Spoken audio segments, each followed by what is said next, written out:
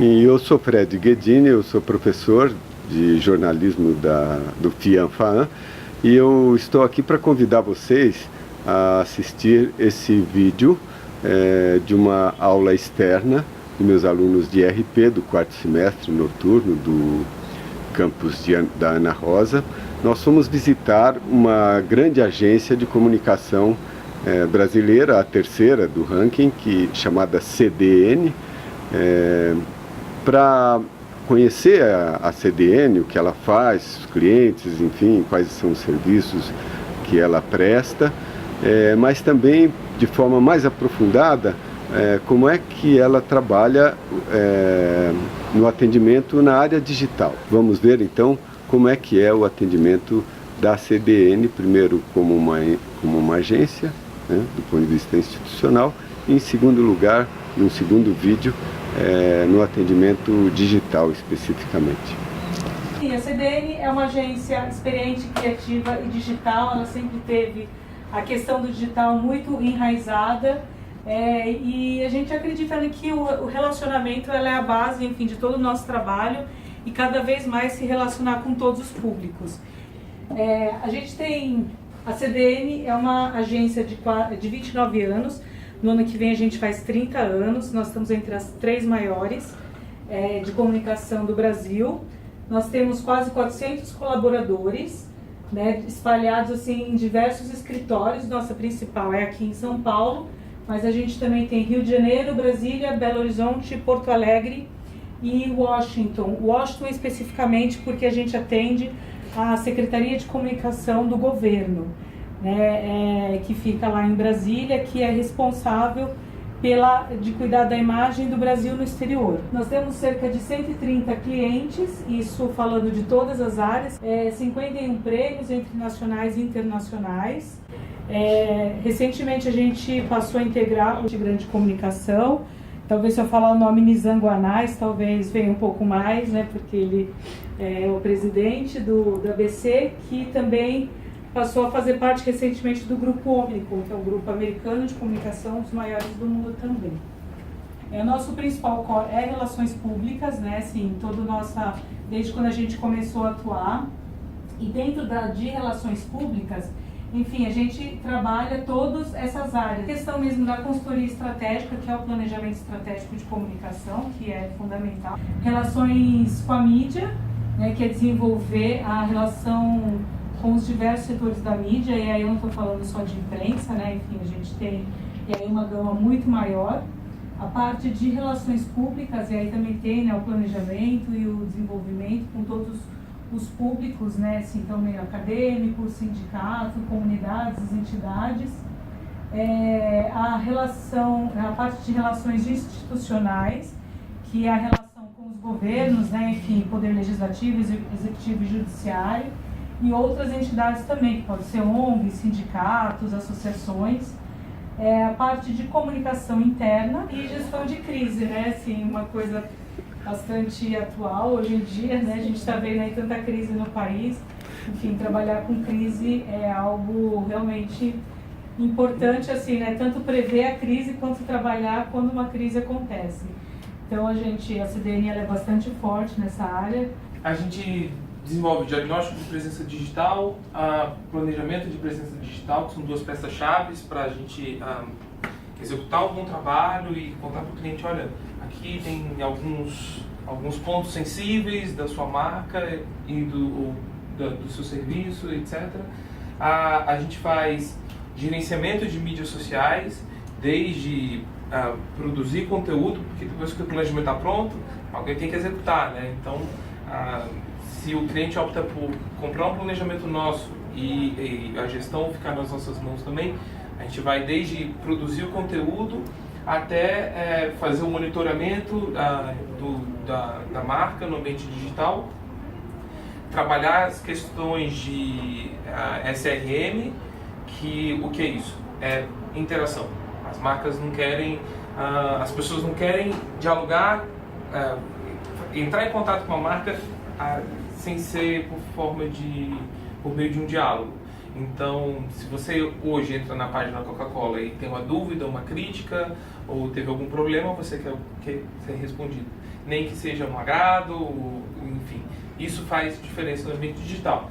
E também a SAC 2.0, porque uma coisa é você fazer interação, é você tirar dúvida, é responder alguma gracinha que a pessoa fez, algum agrado, e a outra é fazer, às vezes, de saque. E tudo tem relevância no jornal, se ela sai com foto, sem foto, se ela sai numa coluna especial, se ela sai do lado direito, esquerdo, se ela depende do título, então tudo isso influencia no valor dessa matéria. Então o pessoal da análise, eles fazem essa análise crítica do resultado de uma exposição, de uma reportagem na mídia. Então muitas vezes você tem uma matéria grande numa revista que não tenha tanta relevância, ela não é mais importante do que você ter uma nota de 2 linhas numa coluna, por exemplo, o Mercado Aberto da Folha de São Paulo, que é a coluna de economia mais lida.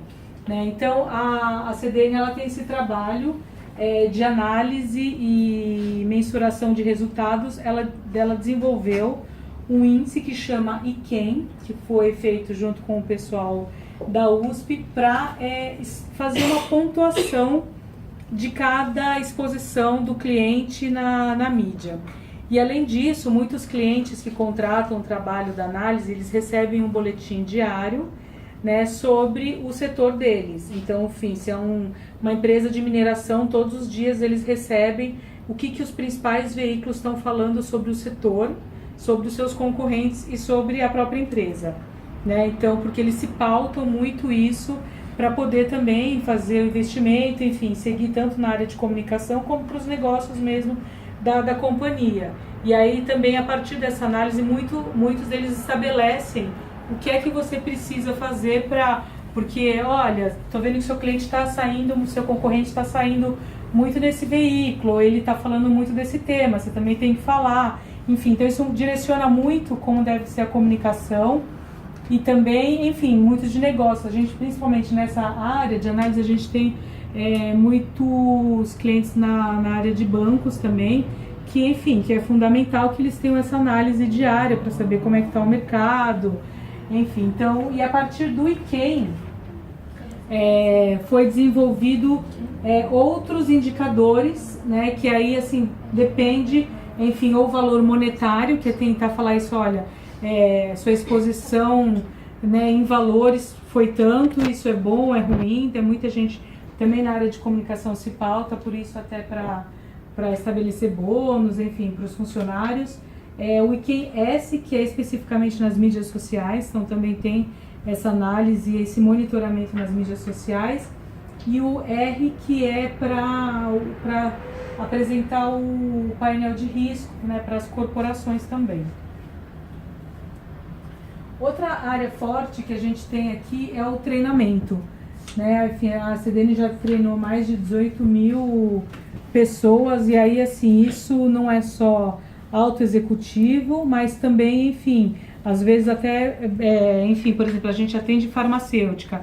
Então, o treinamento pode incluir também médicos, né, que eventualmente podem falar também de um produto, ou, por exemplo, de jogador de futebol, a gente também fez, enfim, vários secretários de Estado, enfim, né, autoridades também a gente faz bastante, e equipe de vendas, enfim. Então o treinamento ele é fundamental hoje, porque é isso, né? Não adianta nada você ter um porta-voz que fale muito bem, mas e aí de repente vai um funcionário lá na ponta, fala uma coisa que gera uma crise para a empresa, né? Ou destoa, né? Então todo mundo tem que estar com as mesmas mensagens ali alinhadas para poder passar o que eles querem.